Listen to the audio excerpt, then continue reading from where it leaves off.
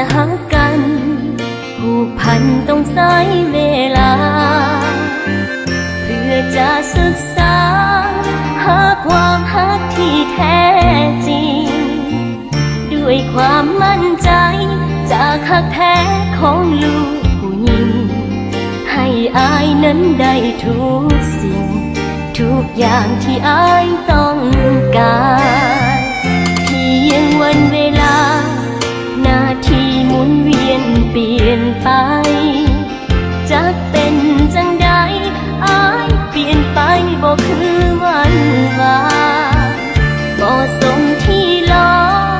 ทำดีกับอายมานานพอลับตากันไปพัวพันกับเขาจนได้เมื่อยกับคำว่าหลงน้องพอกับคำว่าเจ็บแพ้นี้บ่มีให้เย็บมันเจ็บหัวใจสลายแอบแฝงด้วยเขาคนนั้นน้องหูทันแต่เฮ็ดยังบ่ได้มีแต่คงคำว่าทำใจคือสิตายเจ็บใจแท้น้องคนที่ฮักกันความฝันคือบ่เป็นจริงจากใจผู้หญิงคนนี้กับคำว่าหลอกพอแล้วความฮักหลอกลวงของคนบ่พอน้องเมื่อยกับคำว่าหลอกน้องพอกับคำว่าเจ็บ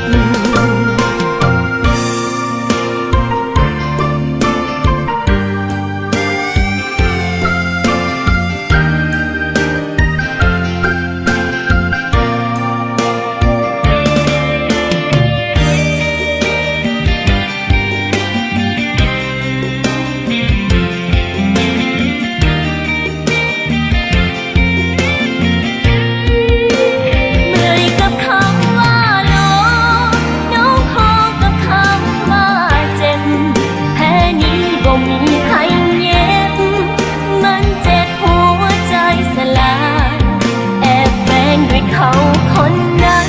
น้องหูทันแต่เฮ็ดยังบ่ได้มีแต่คงคำว่าทำใจคือสิตายเจ็บใจแท้น้อ